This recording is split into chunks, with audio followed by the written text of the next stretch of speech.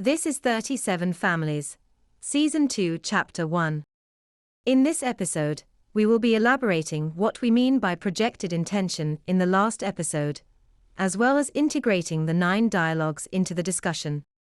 To begin, when we discussed experience channels, we explained how the magnitude of an intersection between two interacting people is proportionate, in some relation, to the projected intention truncated by the intersection. What we meant by projected intention in this context was the following. If you imagine that every goal-directed action projects intention. In other words, by acting upon a goal-directed action, you are projecting your action into the future.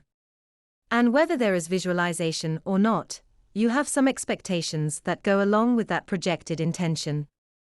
Thus, when we say that the magnitude of the intersection is proportionate in some relation to the truncation of intention, what we mean is, the greater the displacement of projected action, the greater the magnitude of the intersection.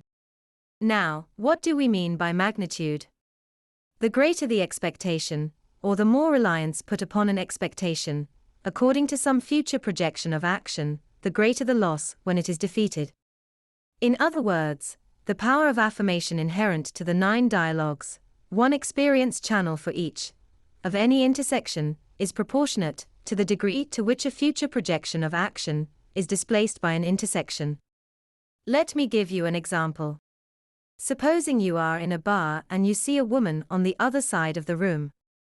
Supposing for a second, you intend to approach her with the goal of taking her home for the night.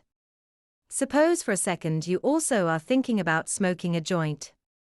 Now, suppose for a second that instead you are interrupted halfway across the dance floor by a friend.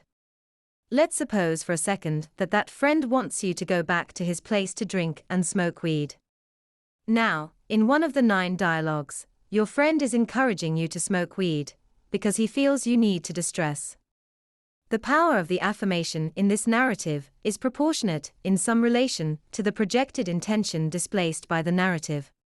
In other words, let's say that this girl you saw on the other side of the room ended up not just being a one-night stand, but you ended up forming a relationship, falling in love, having a child, and having a divorce.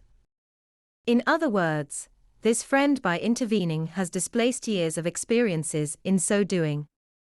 In other words, if you go with him to smoke weed, you will be losing years' worth of experience.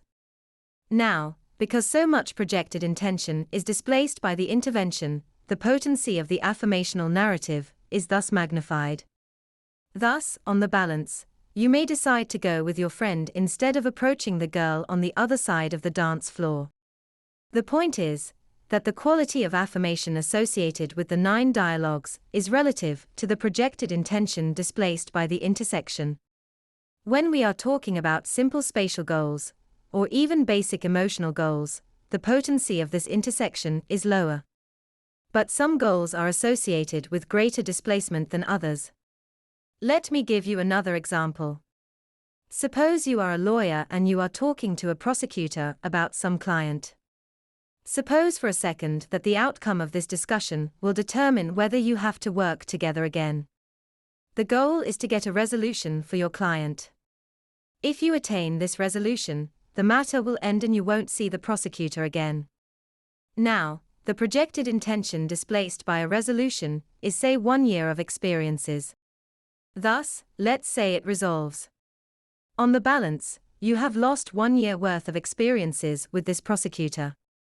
This means that the magnitude of the intersection is significant compared to some simple spatial task. The point of all this is that the more powerful the intersection, the easier it is to consciously experience the 9 dialogues. A potent intersection may trail you for hours, allowing the details of it to filter into your subconscious. These details may include up to a year worth of experiences, falling in love, out of love, and the end of your relationship, since every affirmatory narrative generates a separate experience channel. That's the end of the podcast for today.